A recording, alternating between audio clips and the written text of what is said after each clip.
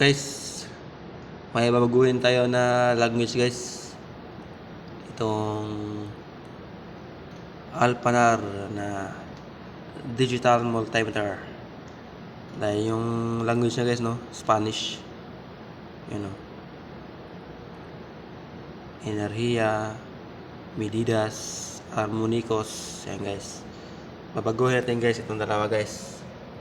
Dahil naiwan siguro ng ano to, yung nag-modify dito, hindi binago yung language. Kaya babaguhin natin guys ito. Yung dalawa. So, ganito lang guys. Piliin natin yung configure. Tapos, okay. Tapos yung password niya guys, 00. Tapos, 1. Okay. Tapos, piliin natin yung basic. Yung basic ko. Yan. Tapos, language. Okay. Tapos, piliin natin yung English. Okay. Tapos, escape. Tapos, escape natin. Tapos, isave ba natin? Yes. Piliin natin yung yes. Okay. O, gano'n lang guys. English na. Yun. Ngayon, o. Be sure. English na siya guys. Kanina, Spanish.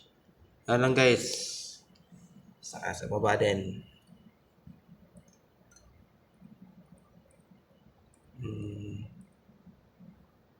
Configure 001. Okay.